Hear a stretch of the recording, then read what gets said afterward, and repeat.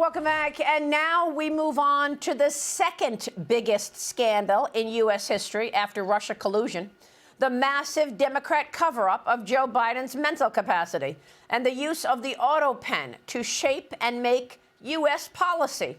That was Anthony Bernal, the chief of staff to former First Lady Jill Biden, refusing to answer any questions during a closed-door testimony before the House Oversight Committee, investigating former President Biden's mental health and his use of the autopen during his term. On Friday, former Biden Deputy Chief of Staff Annie Tomasini became the third former White House aide to plead the fifth in the oversight probe, following Biden's personal physician, Kevin O'Connor, and Bernal invoking their constitutional right. The Oversight Committee has scheduled 4 additional transcribed interviews with former Biden aides Ian Sams, Andrew Bates, Karine Jean-Pierre, and Jeff Zients over the coming months. Joining me now with more on these 2 massive Democrat scandals of the last 10 years in an effort to stop Trump, our House Oversight Committee members, Florida Congressman Byron Donalds and Florida Congresswoman Paulina Luna. Great to have you both with us. Thank you so much for being here. And I want to get your take on what happens now. Congressman Byron Donalds, you just heard and saw you're not getting any answers from the autopen. So who is running the country? And all of those pardons that were written by the autopen and approved by Jeff Zients, are they legitimate? First of all, Maria, good to be with you. Look, I think that those pardons are illegitimate. I believe the person that was actually in charge of it actually was probably Mr. Bernal, because he was Joe Biden's right-hand man. And according to many accounts, Mr. Bernal was the one who was making sure stuff got done in that White House with several others. I think you have to subpoena every official of the Biden White House, including the First Lady and including the Vice President, Kamala Harris. They all need to come in. They all need to answer questions. Well, Paulina Luna, Congresswoman, you know our audience is frustrated at this point. We've had 10 years of scandal against President Trump. Half the country still thinks he colluded with Russia because of that crazy lie and fantasy that Barack Obama and the rest of the cabal came up with. Are we ever going to see any accountability here? Most certainly, Maria. You saw with the report that Tulsi put out. I mean, we're talking about there needs to be criminal prosecution and arrest. You know, lying under oath, putting out a false intelligence report. That's a violation of 18 U.S. Code 1001 that comes with a 7-year prison sentence and up to $250,000 fine. But we're talking about something more nefarious than this. I think that this is a perfect example and reason why there needs to be FISA reform as well. As you know, Maria, that false intelligence report resulted in FISA courts issuing a warrant to illegally surveillance the president of the United States now. And what I can tell you is if we don't stop this, if we don't actually say this will not be tolerated, this is not a Democrat or Republican thing. This is about the health and the sanctity of a constitutional republic. And so there needs to be arrests. This is not partisan. This is simply illegal what they did, and we're simply upholding the law. I mean, it's just extraordinary. How do you believe they got away with that? Byron, what about that? How was it that this cabal of senior people in the Obama White House was able to convince so many people of this lie when they had no evidence whatsoever of it? Well, they got away with it because once they leaked these false narratives and false reports, you had big media organizations who just went lock, stock, and barrel, did not fact check, did not go and do the extra work, did not do any due diligence whatsoever. They just followed and towed the company line.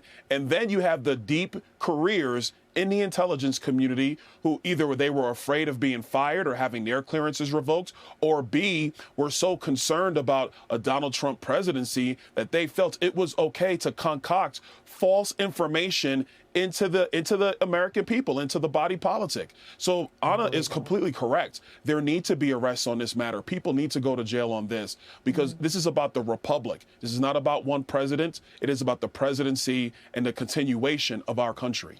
And we know that you all can't make arrests in Congress. You can, make referrals, as you have, and you can have hearings, a lot of hearings, as you have. But this is, at the end of the day, falling to Pam Bondi and Kash Patel. And those are the 2 people who can right these wrongs. Will they do it, Paulina Luna?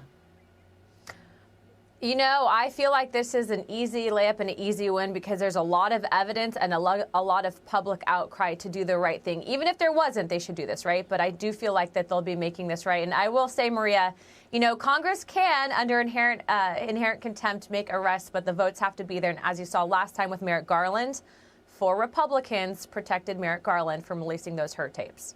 So we've been talking about this 10-year period of scandals. So it starts with Russia collusion. It goes into impeachment of President Trump over nothing, a phone call. And then it goes into more lies and attacks on him. And then it goes into Joe Biden's presidency and the use of the autopen. So I want to get your take on that. Why all of this effort to stop Donald Trump, in your view? I mean, let's not forget he was indicted 90-plus times. I think President Trump represents something. I'm sorry. My apologies. I should have said, no, we don't want to talk on top of each other. But go ahead, Anna.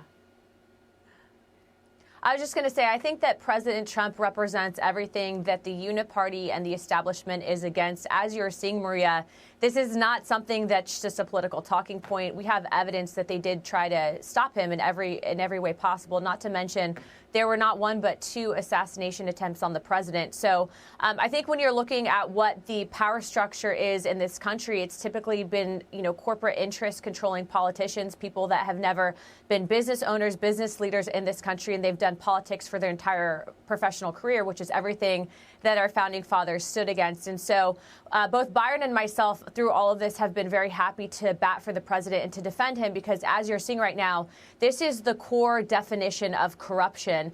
And I know the American people are frustrated. And what I will say is that the American people want arrests. There's the evidence out there. This is not partisan. And there needs to be a correcting of this wrongdoing because what happened was absolutely wrong. Congressman, final word. Byron. Only thing I would add, Maria, and Anna's absolutely correct. The only thing I would add is this is about the Democrats as well. They want continuous power for their radical agenda. What they wanted all this entire time was a continuation of the groundwork they were trying to lay from Barack Obama.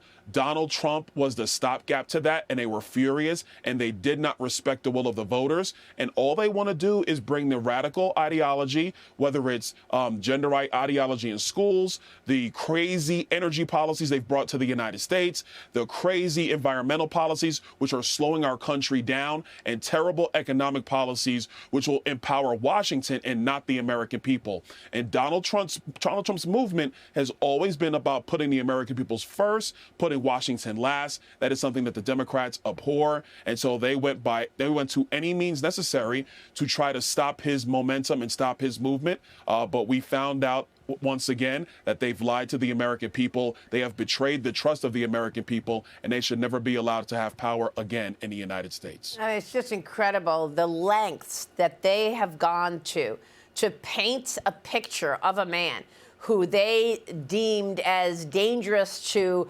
upending their grip on power. Truly extraordinary. And I'm honored to have been able to talk with you all about it and to watch this up close and personal myself. Thank you so much, Congressman. Thank you, Congresswoman. Florida Representatives Byron Donalds and Paulina Luna. Thank you. We'll be watching your work. Hey, it's Will Cain. Click here to subscribe to the Fox News channel on YouTube. It's the best way to get our latest interviews and highlights. And click to subscribe to the Will Cain podcast for full episodes right now.